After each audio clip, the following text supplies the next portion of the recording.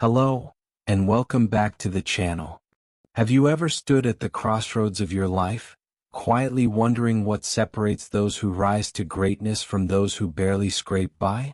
Why do some people, seemingly with no great talent, education, or luck, go on to build empires, while others with intelligence, resources, and connections never break through? What if the answer isn't out there, but in here, in your mind? What if wealth, true lasting wealth, is not a product of chance but the result of an exact, replicable formula? This idea isn't fantasy. It's not fluff. It's the basis of one of the most powerful and enduring personal development books of all time, Think and Grow Rich by Napoleon Hill. But this isn't just a book. It's the distilled wisdom of over 500 of the most successful people who ever lived, captured through 25 years of interviews, study, and reflection. It began in 1908. Hill, a young journalist, had a chance encounter with Andrew Carnegie, the steel magnate and one of the richest men in history. Carnegie saw in Hill more than a writer, he saw a seeker.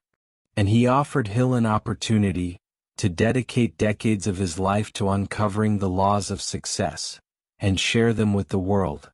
Carnegie provided no money, just a challenge. Hill accepted. He would go on to interview titans like Henry Ford, Thomas Edison, Alexander Graham Bell, Theodore Roosevelt, and hundreds of others. And what he discovered was astonishing. He found that behind every fortune, every great achievement, was a pattern, a set of principles, a mindset. And that mindset could be learned. Think and Grow Rich reveals this mindset step by step. But it's not just about getting rich in money. It's about achieving any goal, living with purpose, and turning dreams into reality. The author gives us few principles to achieve our goals, which we will discuss one by one. So let's discuss these powerful tools. The first principle is desire. It all begins with desire. Desire, the starting point of all achievement. Hill opens with a bold declaration. The starting point of all achievement is desire. Not hope, not wish, but keen, pulsating desire which transcends everything. It's not enough to want something. You must burn for it. He shares the story of Edwin C. Barnes, a man who decided with unwavering clarity that he would work with Thomas Edison, not for him but with him. With no money, no credentials, and no reason to be taken seriously, Barnes boarded a freight train to New Jersey and showed up at Edison's lab. He got a low-level job. But he stayed. He observed, learned there. Years passed. Then one day, Edison needed someone to sell a new product, a dictating machine. Barnes jumped at the chance. He sold the machine so well, he became Edison's business partner. Hill's lesson? The world steps aside for the man who knows exactly what he wants and is determined to get it. That was his lesson from this. Here's the 6-step formula Hill provides us to turn desire into riches. 1. Fix in your mind the exact amount of money you desire. Be specific. Ambiguity is the enemy. 2. Determine what you intend to give in return. There is no reward without sacrifice. 3. Set a definite date when you intend to possess the money. 4. Create a clear plan and begin at once, ready or not. 5. Write a clear, concise statement of what you intend to achieve. 6. Read your statement aloud twice daily with belief and emotion. This is not mere positive thinking. It's psychological conditioning. Hill knew, the mind responds to repetition and emotion. When you feed it your desires, they begin to take root in the subconscious. And that leads us to the next key, our second principle. The second principle is faith, visualization, and belief in the attainment of desire. Faith is the head chemist of the mind, Hill writes. It is the emotion that gives life to your thoughts. When you repeat your goal statement daily, with emotion, you begin to believe it. And once belief takes hold, it becomes reality. Hill shows us that faith is not inherited. It's created. It's built through autosuggestion, repeated affirmations spoken aloud with feeling. Your subconscious doesn't know the difference between real and imagined. It believes what you tell it, over and over again. By feeding your mind the belief that your goal is already achieved, you condition your nervous system to act in alignment with that belief. Over time, actions change. Habits change. Outcomes change. This is how thought becomes things. Let's shift to our third principle, and that is autosuggestion. Autosuggestion, the medium for influencing the subconscious mind. Autosuggestion is the technique by which you plant thoughts into your subconscious mind, consciously, purposefully. It's not wishful thinking. It's a discipline. Hill insists that you read your desire statement aloud twice a day, once in the morning, once at night. But don't just say the words, feel them. See yourself living the result. Experience the emotions now. This repetition creates neural pathways in the brain. Over time, your subconscious begins to accept the idea as fact, and then moves you automatically toward its fulfillment. Hill even suggests using visual aids, a picture of your dream house, car, or business. Anything that keeps the image alive in your mind will work. So through autosuggestion you will come a step further to your dreams. The fourth principle that Hill gave us is specialized knowledge. Specialized knowledge, personal experiences or observations. Hill makes a critical distinction here. General knowledge won't make you rich. You can go to school, earn degrees, memorize facts. But without a definite purpose and a plan to use that knowledge, it's practically worthless. What matters is specialized knowledge, targeted, practical, and applicable to your goal. If you don't have it, you can acquire it. Hire someone. Learn from books. Take a course. Collaborate with experts. The greatest successes often come from people who didn't know everything, but who knew how to find what they needed. Knowledge, Hill says, is only potential power. It becomes power only when organized into a plan and directed to a definite end. So, specialized knowledge is the key to achieve your goals. Let's jump onto our next principle, which will take you a step close to your dreams, is imagination. Our fifth principle. Imagination, the workshop of the mind. Every invention, product, or fortune began as an idea. Hill calls imagination the workshop of the mind. It's where plans are born. There are two forms. 1. Synthetic imagination, arranging existing concepts into new combinations. 2. Creative imagination, receiving inspiration from the subconscious or the infinite intelligence. You stimulate imagination through desire. The more you think about your goal, the more ideas arise. Many people wait for inspiration. Hill teaches us to provoke it through focus, repetition, and emotional intensity. Great fortunes are created by those who combine desire with imagination and take action. The sixth principle Hill talks about is organized planning. Organized planning, the crystallization of desire into action. Desire without a plan is fantasy. Hill advises forming a mastermind group, a small circle of individuals with knowledge and enthusiasm who will help you build and execute your plan. He outlines 4 key steps. 1. Assemble a group of like-minded people. 2. Create a clear plan and begin executing immediately. 3. Persistently adjust and improve your plan based on feedback. 4. Never give up until your desire becomes reality. Most people fail not because of bad plans but because they stop when faced with obstacles. Hill reminds us, failure is only temporary defeat. 1. Adjust and continue. The next and our 7th principle Hill talked about is decision. Decision, the mastery of procrastination. Have you ever hesitated at the edge of opportunity, waiting, doubting, wondering, and then the moment was gone? Hill calls indecision the greatest enemy of success. He studied hundreds of successful people. Every single one had the habit of making decisions quickly, and changing them slowly, if at all. Failures, on the other hand, were plagued by procrastination. They waited for the perfect time, which never came. This is not a matter of intelligence. It's a matter of courage and clarity. Hill reminds us, if you have a burning desire and a definite plan, you must act. Don't wait for perfect conditions. Don't seek approval from everyone around you. Especially beware the opinions of others. Most people, Hill warns, are drifters, blown by the wind of circumstance, full of fears and quick to discourage anyone with ambition. Successful people think for themselves. They trust their judgment, follow their instincts, and decide with authority.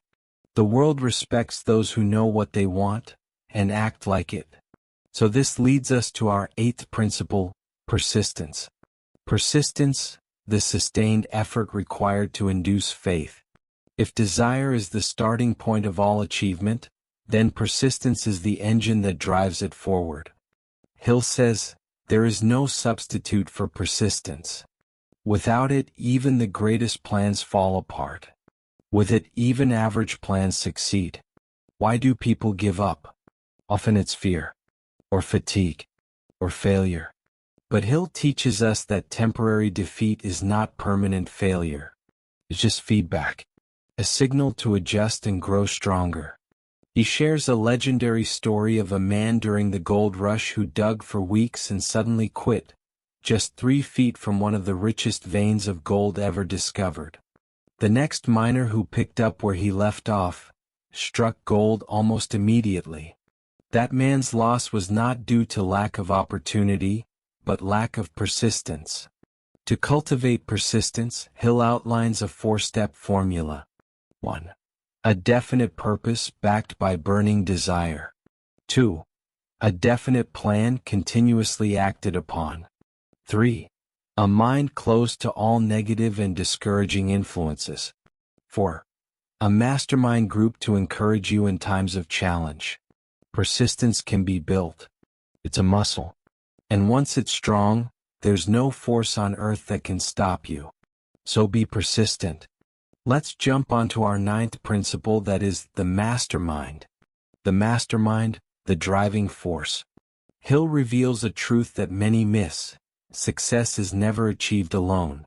He introduces the concept of the mastermind, a harmonious alliance of 2 or more minds, united in pursuit of a definite purpose. When you surround yourself with focused, intelligent, and supportive individuals, something magical happens. Your ideas evolve. Your energy multiplies. Your weaknesses are covered by their strengths. Hill describes this as a kind of psychic synergy, a third, intangible force that emerges when 2 minds unite in perfect harmony. He studied how Henry Ford's entire empire was fueled by a small group of thinkers and specialists, his personal mastermind. And here's the best part. Your mastermind doesn't need to be massive. Even one aligned person can elevate you. What matters is shared purpose, shared energy, and honest communication. Hill's advice? Choose your mastermind partners carefully. Meet regularly. Keep your focus clear. Encourage one another. And hold each other to a higher standard. So that's the 9th principle. Let's talk about our 10th principle, the mystery of sex transmutation. The mystery of sex transmutation. Turning desire into power. Now we enter one of the most unique and misunderstood chapters of Hill's philosophy. He claims that the human drive for sexual expression is the most powerful form of desire. But most people squander it on physical gratification. Great leaders, artists, and innovators learn to transmute that energy into creative and productive outlets. Sex energy, Hill says, stimulates ambition, sharpens imagination, and intensifies focus. When directed toward a goal, it becomes a superpower. This doesn't mean suppressing or denying it. Instead, Hill teaches us to refocus it, Channel it into business, art, relationships, and service. Many of history's greatest minds were known for their passion and intensity. That fire, when redirected, becomes the fuel of greatness. Let's dive into the rest of the principle that Hill talked about, and they are the subconscious mind, the brain, and our sixth sense. These are the powerful inner tools that complete Hill's philosophy. The subconscious mind, the connecting link, our 11th principle. Think of the subconscious mind as the soil of your life. Every thought you plant, it accepts. It doesn't judge, analyze, or reject. It simply grows what you sow. Hill describes it as the link between your conscious desires and the infinite intelligence that governs all creation. But here's the warning. Your subconscious responds to emotionally charged thoughts, whether positive or negative. If your dominant thoughts are fear, doubt, anger, or envy, those will shape your results. If they are faith, confidence, love, and abundance, your life will reflect those too. So how do you influence the subconscious mind? Hill returns to the tools he introduced earlier: autosuggestion, visualization, repetition, and belief. By feeding your mind the right thoughts with feeling, you shape your identity. And identity drives behavior. Every action you take starts as a thought. And every thought repeated becomes belief.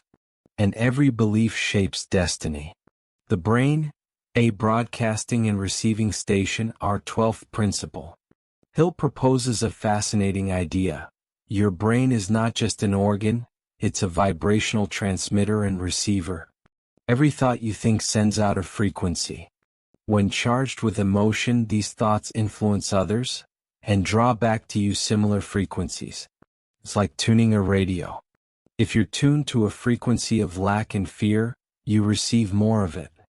But if you tune into prosperity, gratitude, and purpose, you begin to attract opportunities, people, and ideas that match.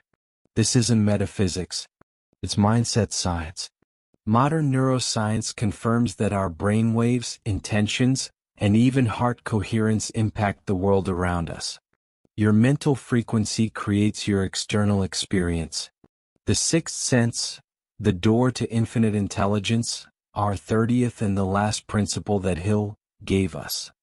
After mastering all the previous principles, Hill says you will begin to develop what he calls the sixth sense.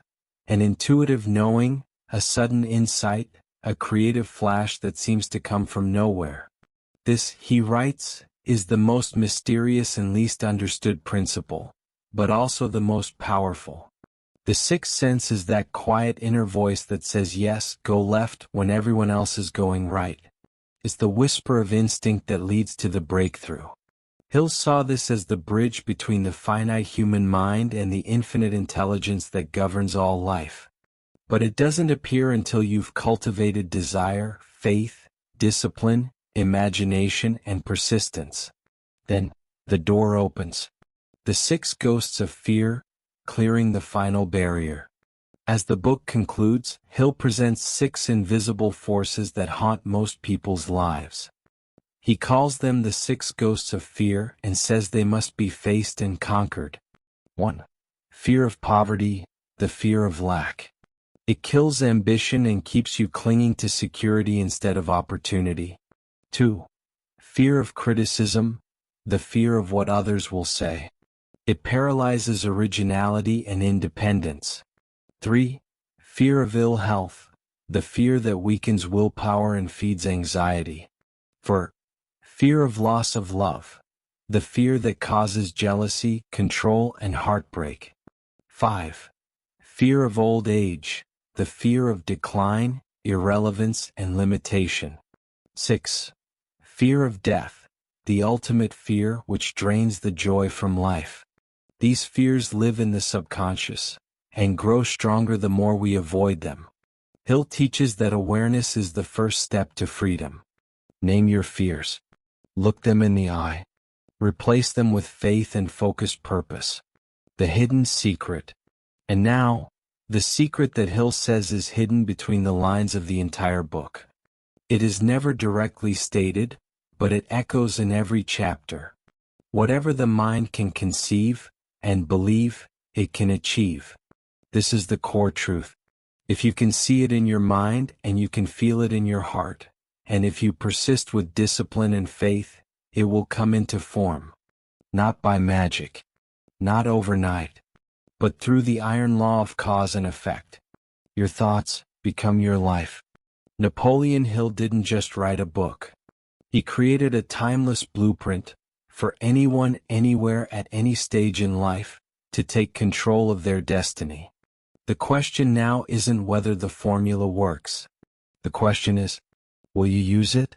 Will you define your desire, fuel it with faith, build your plan, surround yourself with excellence, and persist until you win? Will you dare to think boldly enough to grow into the person who can receive what you dream? Because the mind is your greatest tool, and the riches you seek are already within you. All you have to do is just begin. Thank you for being with us throughout this while. If you liked the video, feel free to like, share, and subscribe. Till then, keep learning, keep growing, and stay happy.